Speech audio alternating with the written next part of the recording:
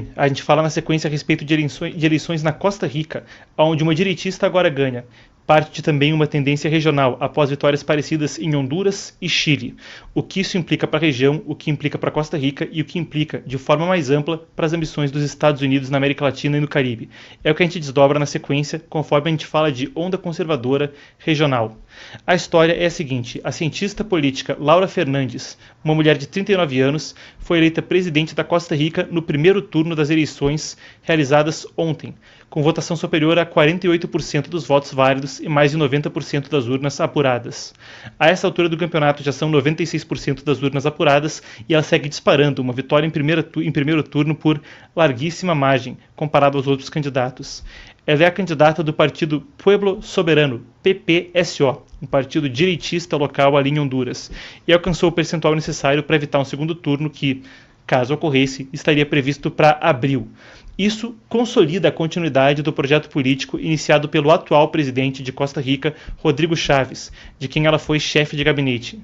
O pleito contou com 20 candidatos, veja só, mas a disputa, claro, acabou se concentrando eventualmente em poucos nomes. O economista Álvaro Ramos, do Partido da Libertação Nacional, um partido centrista, ficou em segundo lugar com menos de um terço dos votos, e Cláudia Dobles, ex-primeira-dama e candidata de uma coalizão à esquerda, obteve menos de 5%. Os demais concorrentes não alcançaram 2 dígitos nas pesquisas ou na apuração final.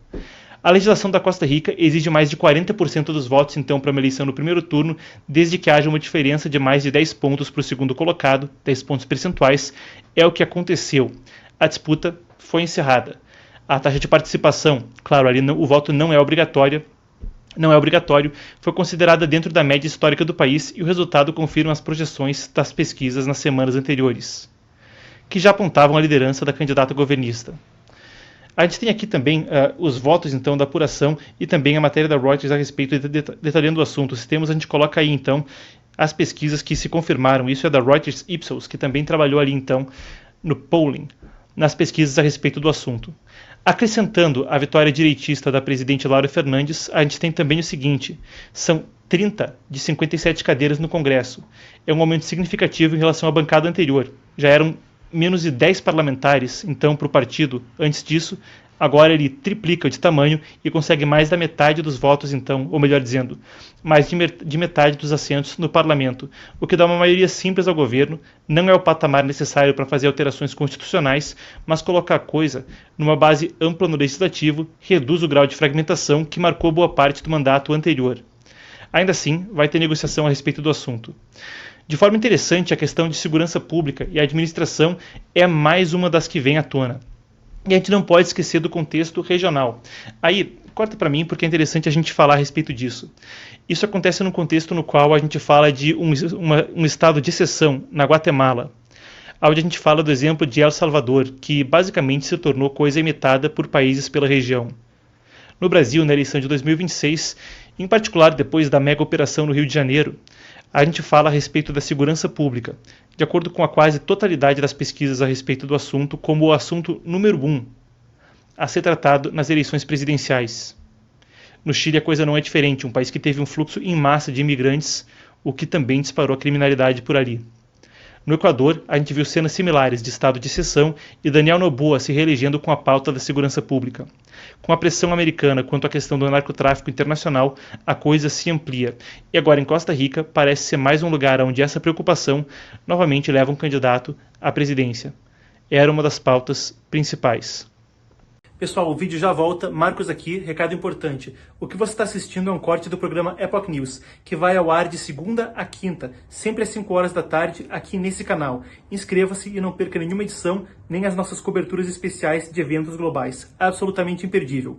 Mais uma coisa, hein? O link na descrição vai te colocar no newsletter O Panorama, o nosso newsletter gratuito de geopolítica, que vai sair da superficialidade e, assim como acontece aqui no canal, te colocar em contato com o mundo e a história. Epoch Times presente em 36 países, 23 idiomas, e você vem junto conosco nessa. Se inscreva.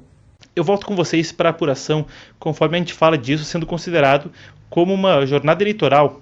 A gente fala até de como a Laura Fernandes celebrou a coisa, né? Um momento de glória foi o que ela disse para a democracia costarriquenha, destacando que o povo votou, aspas, pela continuidade da mudança e disse que a oposição tentou usar o discurso do medo e disse que rejeitava autoritarismo e ditadura. Disse que ela defendia a democracia, a liberdade, a família e a vida. Aí trechos então do discurso dela. Ela dá sucessão ao governo de Chávez, não da Venezuela, o Chávez costarriquenho. Em função ainda não definida, o Chávez também aí deve ser parte aí do governo dela. A popularidade do atual presidente, que foi medida em pesquisas recentes, foi um dos fatores também para influenciar a continuidade. Agora, eu gostaria de trazer uma reflexão também a respeito do assunto. Quando a gente fala de Costa Rica e América Central, a gente pode voltar para mim para tratar do seguinte. Eu falei no contexto regional, na situação quanto à criminalidade. Mas é interessante a gente desdobrar a eleição de Laura Fernandes na Costa Rica como outra questão, uma de tendência regional. E para isso eu vou voltar lá atrás, em dezembro de 2023. Uma das coisas mais legais que eu pude fazer correspondendo de América Latina, porque além do trabalho na edição brasileira aqui do Epoch Times, também fiz trabalhos de correspondência para a edição americana. E em 2023 tive a oportunidade de estar no Congresso argentino fazendo a cobertura da posse de Javier Milei. Naquele momento entrevistei uma série de líderes latino-americanos, entre eles senadores de Colômbia, ministros de Chile, por aí vai. Herman Tertsch, até que europarlamentar, também falava a respeito disso na Espanha. E a sensação entre eles, todos eles direitistas, claro, na posse de Milei se reunindo ali, falavam de uma sensação de que a posse de Milei seria o primeiro dominó a cair e de uma reversão do que se via em termos de uma ascensão muito grande de uma sequência de governos de esquerda na América Latina. E não dá para esquecer que, em todas as Américas, em 2022, depois de Petro eleito na Colômbia e Lula no Brasil, houve um momento onde governos ou mais moderados ou mais radicais de esquerda estavam na quase totalidade dos países, desde aí, do Polo Norte no Canadá, a Terra del Fuego, na ponta sul ali da Argentina, pertinho do Polo Sul. O pêndulo parece ter ido para o outro lado a partir daquela eleição de Milei em 2023. Casta eleito no Chile, em Honduras, Asfura, agora em Costa Rica, Laura Fernandes dando continuidade a esse projeto. Costa Rica era uma das poucas exceções naquele mapa lá atrás de 2022. Tem a eleição presidencial na Colômbia, agora em 2026, em maio, e depois, claro, as eleições de outubro no Brasil. Na Bolívia também houve uma reversão. Na Venezuela, a coisa ainda está com o regime do Maduro, sem o próprio Maduro, mas imagina se deva ir para outro lado eventualmente. É uma situação que compõe um panorama que passa não só pelas questões internas de cada um desses países, mas mais amplamente também passa pela pressão americana e Donald Trump tendo voltado à presidência dos Estados Unidos. Enquanto, por um lado, é verdade que o retorno de Trump pode ter levado a esquerda ao poder no Canadá, com Pierre Poilievre perdendo aí todo o fôlego nas pesquisas e Mark Carney, que se apresentou como o candidato mais anti-Trump, ganhando fôlego. Em outros países da região existe uma situação na qual a coisa não é bem assim. Isso também acontece no contexto onde os Estados Unidos falam da América Latina como situação prioritária para a segurança nacional. Tanto o conceito de defesa nacional, a estratégia de defesa nacional que foi divulgada pelo Pentágono, tem a estratégia de segurança nacional e a de defesa nacional, a de defesa do Pentágono e a de segurança do Conselho de Segurança Nacional.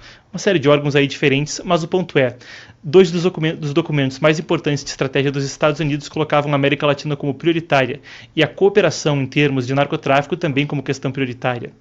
É um contexto no qual esse ponto, com a captura de Maduro, com o que aconteceu em Honduras com o candidato apoiado por Trump ganhando e o que aconteceu no Chile com o candidato apoiado por Trump ganhando, também compõe parte do quebra-cabeça conforme a gente aguarda para ver o que acontece em maio e outubro e como se desfecha então esse mapa, se o pêndulo vai todo para o outro lado ou o cenário é de fragmentação na região.